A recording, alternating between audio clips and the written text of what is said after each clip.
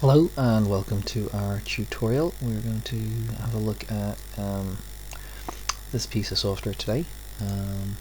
So this is DaVinci Resolve 12.5 on the Blackmagic Design website. There's a whole bunch of tutorials here on color correction, multicam editing, etc. To show off basically what the software can do. It's not dissimilar to what you're used to, which is Final Cut Pro, and it's a very powerful, very interesting piece of software. So I'm just going to have a little overview of the software. We're going to open a, a project that I've completed in Resolve, just to give you an idea. So this is the latest version as of today, which is the 8th of November. So this is 12.5. When you launch Resolve, it'll open up. This is the project I'm going to open. It says Media Offline. It opens up the the last project that you've worked on. So I'm just going to load up this one here. So the first thing to sort of observe about the software, and let me see if I can get just. Let's not let's do that there so we can see everything. There we go. Perfect. So so this is the project. This is the media tab. So you can see there's 4 tabs across the bottom here. So this is basically importing and organizing your media, editing your media, color correcting, and effects, and then export. So DaVinci Resolve is it's an interesting sort of use of media. So you have to have set up these folders here. So I can go add a new location. I just right clicked there and I can set up a drive that I might want to access.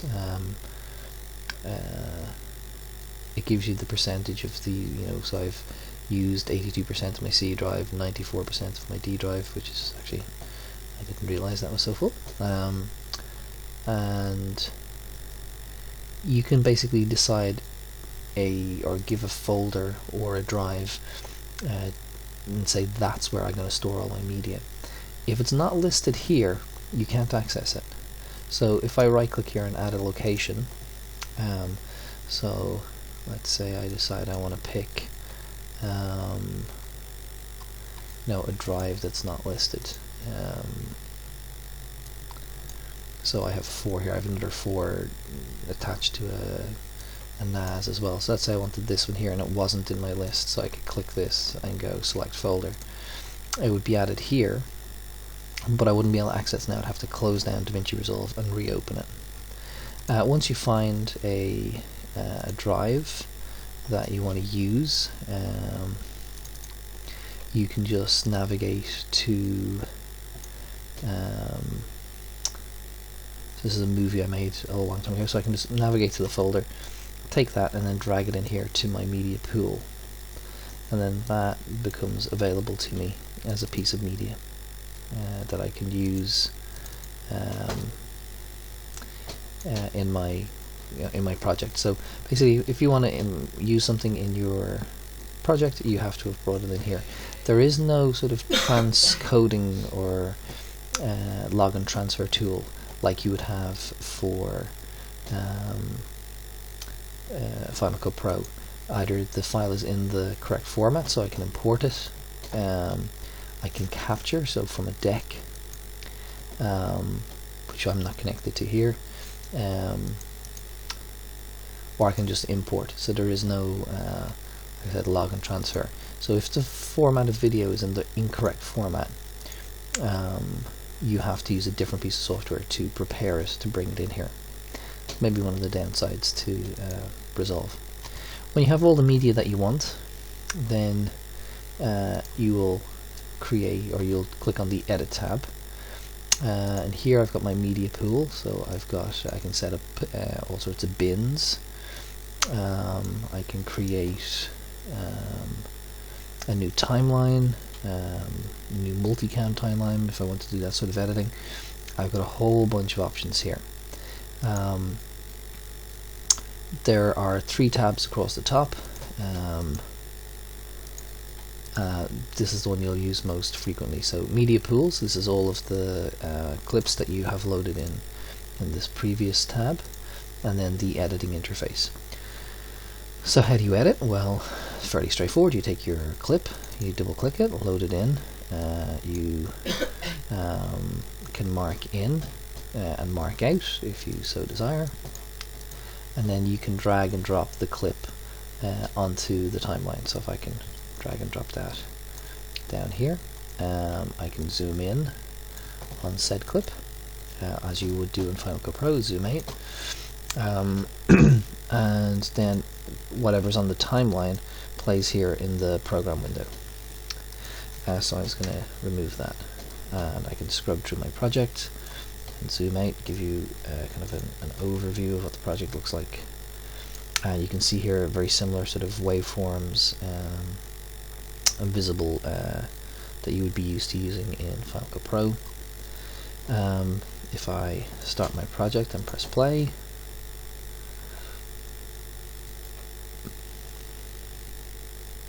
so you can see the audio and video. So we'll just wait for this to swap clip or track. So I can have multiple video tracks, so 3, 4, 5, 6. If I want to go up a track, I've just created track 4 there. There's nothing on track 3. You can drop this down. I can move up to 5 or 6, so you can have as many tracks as you want. The interface is very versatile. You can move up and down again like you would in Final Cut Pro. You've got snap tools. You can have an insert clip or an overwrite clip like you would in Final Cut Pro with the, or in Avid. You've got a razor tool, and a lot of these tools are very, very similar to what you are used to using. So that's basic editing. You should know how to edit from working with Michael. So let's have a look at some of the more interesting tools. So this next tab here, color, brings us to the color correction interface. So if I select a clip, I then have the ability to use this clip in, this is here is basically my node editor. So let's have a play with this clip here. So what I'm going to do is I'm going to go, what do I want to do? I want to create and add a serial node. So basically all I've really done here is I've duplicated my original clip in the node. So basically what that means is I can muck this up as much as I want, and if I don't like it I just hit the delete key and it goes away. If I delete this, I'll end up with no picture. So yeah, so we'll go add serial node, and then we can start doing things. So I can right click on this and I can go to I can add a LUT for a Blackmagic design. Let's say we'll use this preset, so you can see my colors have changed. So I can use a LUT if I want. I can go no LUT and remove it, and I can go in and manually color correct. So they're quite a lot of tools here. So this, like I said, this is just kind of an overview sort of video, so I'm not going to go into too many of them with you here. You can color match if you had if you'd held up a reference sheet while you were recording, and you can pick what sort of color space you're going to work in. This is set to Rec 709, which we've mentioned before in class, and our color temperature. We can go to our basic sort of color correction tools. These are a similar set of tools, but they're a different way to approach color correction. And yeah, we'll come back to these. These are sort of some motion effects, motion blur, etc. So these are sort of the ones that you're probably most familiar with. And I can take you know, say my gamma here, for example. I can start playing with the gamma, and you can see immediately the change in the clip, and then reset it. This is my gain. This is my so basically my highlights. So I can play with these. I can get in and change my contrast, and there's another set of tools here, so I can change the temperature, the tint, etc. So there's a lot of tools, and we'll come back and look at them all individually another day. We have another set of tabs across here which are quite powerful as well. You can have tracking, so I can, if there was a set of eyes in this shot, so let's say I was working on this shot here and I wanted to motion track the eyes, I can motion track in here. I can add in masks, so if I wanted to add in a vignette, I could add this in here, and you can see immediately actually I'm going to delete my mask. Turn it off, so now you see the advantage of using serial node. Hang on. Add serial node. Here we go. So on the serial node, I can add a mask, and then I can maybe, so I'm on the inside of the mask now. I can invert it so it's on the outside, and I can do all sorts of stuff here, and I can change the softness of the mask so that it's not so harsh to change. I can reduce the outside of it so it's a proper sort of vignette, so it's going from, you know, darkness into highlighting the eyes here. I can take the mask itself and if I go over here and move it around, and you can see sort of the effect I've got there. So you've got quite a lot of tools here to change and to work with, and a whole bunch of just 3D tools as well, but they're only in the Pro version of this.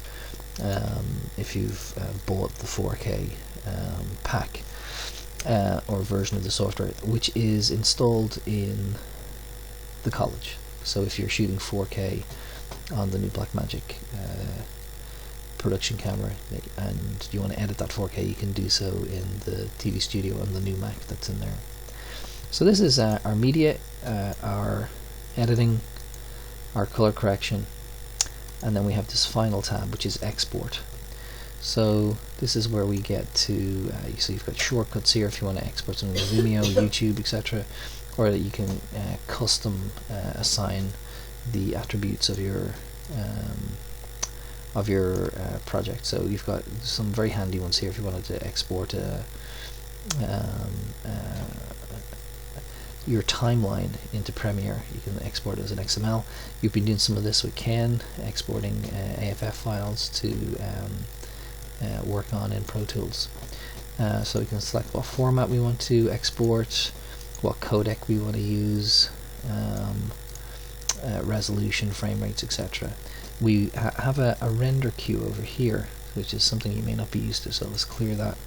And when I have this set up the way I want, I can go add to render queue. Then I could have, maybe I wanted a high res and a low res version of it, or something that I'm going to keep as an archival master, which is my best possible quality version, and then maybe throw one up on YouTube. So I'd have different settings and then go add to render queue.